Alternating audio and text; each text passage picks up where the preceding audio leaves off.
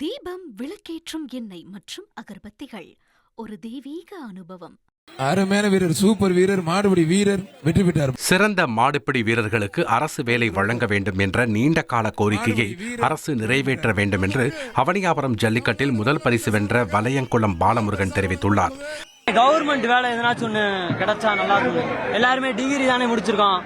அதில் சும்மா இதெல்லாம் யாருங்க மாடு பிடிக்கணும், கஷ்டப்படுறவங்க அன்றாட வேலை பார்க்கணும் தானே மாடு. எதனாச்சும் ஒரு கவர்மெண்ட் வேலை பார்த்தா கேட்டுக்கிட்டே கோரிக்கை வைக்கிறோம், யாருமே நிறைவேற்ற மாட்டேங்கிறாங்க.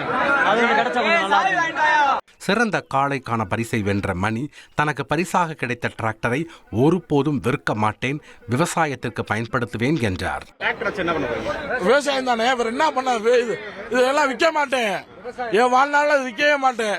சும்மா கூட கடந்துட்டு போகுது. என் நண்பன் நினைவாக, முத்துக்கருப்பு நினைவாக இது வீட்டுல நின்று போகுது, அவ்வளவுதானே.